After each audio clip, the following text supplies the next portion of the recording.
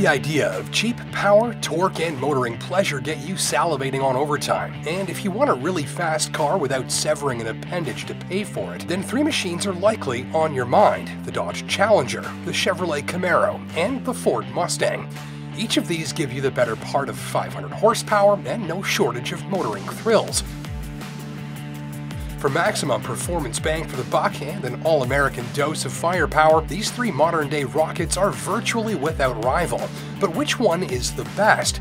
Well, there's no such thing, because each of these machines has strengths and weaknesses that will play for or against the shopper in this segment. It's all up to your own personal tastes. Which one would I spend my own dollars on? That's easy, the Mustang, and I'm a card-carrying Dodge fanatic and two-time Viper owner who has a great big soft spot for the Challenger. Let me explain with a little highlight on how each of these machines stacks up to the rest in several key areas.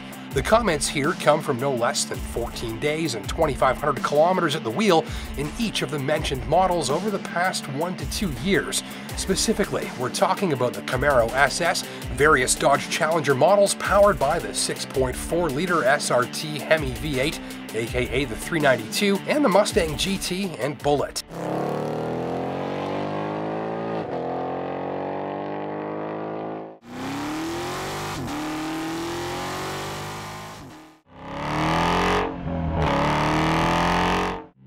We'll look at some comparison between each of these models and specifics on why I would pick the Mustang almost every single time. First is the feel, because I find the Mustang feels the most athletic. It's got the most precise brake pedal feel of the three, the steering is a measure more quick and eager and mischievous than the Camaro or Challenger, and in simple terms the Mustang feels more eager to please more of the time.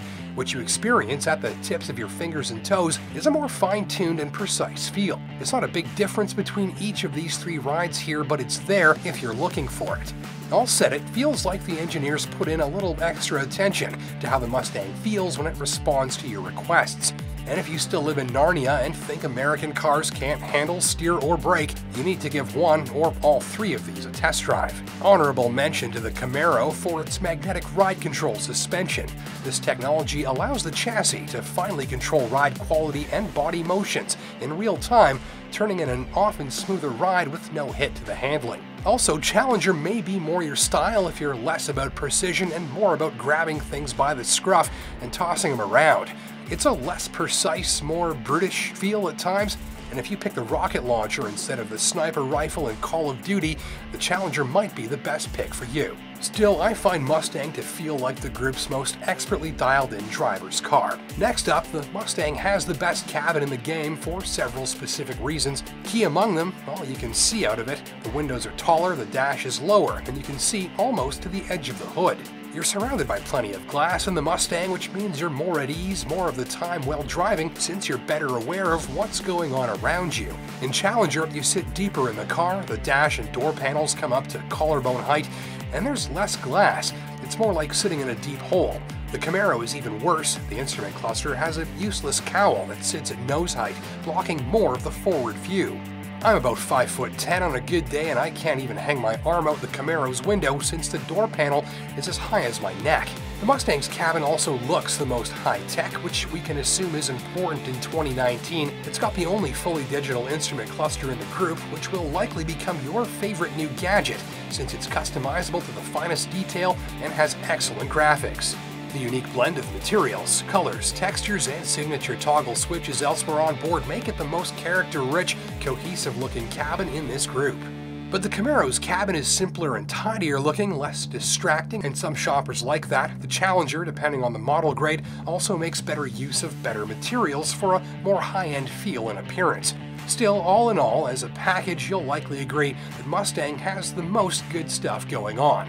Just note, Mustang's rear seats are useless for occupants with legs, entry and exit are the tightest of the group, and the cabin feels smaller than the Challenger or Camaro despite the visibility. It's not cramped per se, but given the size of this car, you might expect the cabin to feel just a little roomier. And if you regularly travel with more than one passenger, or if you're a larger or mobility challenged driver, then Challenger could be a better pick.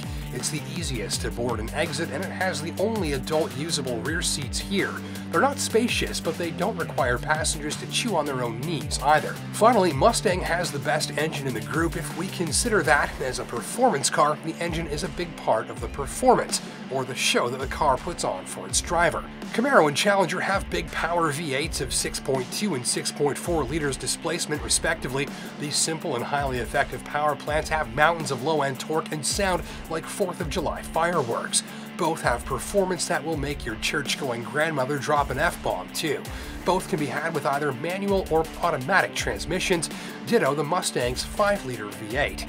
Though the bigger GM and Dodge engines blow it out of the water for torque output, the Mustang's 460 horsepower Coyote engine has a unique trick up its sleeve. It revs to the moon. After all, there are various ways to make an engine more powerful. One is to make it bigger, another is to make it spin faster, and that's what Ford's done here. In exchange for some low-end torque, drivers are presented with the gift of revs. In this case, thanks to an exotic 7,400 RPM redline enabled in part by this engine's trick overhead cam and valve timing setup. So, at the sort of revs where the Challenger and Camaro have run out of steam, the Mustang is entering full song. The power curve swells and builds on a peaky wave, and the sound effects of this rapidly reciprocating and free-breathing V8 are not to be missed. Simply, the very feel of opening up this engine is a total riot once you've got a few revs on the tachometer to get things started. All in all, I think this is the most thrilling engine of the three. And so for my tastes, and maybe yours, it's the Mustang that puts on the best show of these machines, wraps it up in the best cabin of these machines, and ultimately leaves the biggest grin on my face whenever I drive one. Now you pick the car that you pick for various reasons, and where performance cars are concerned, those sound like pretty good ones to me. Thanks for watching.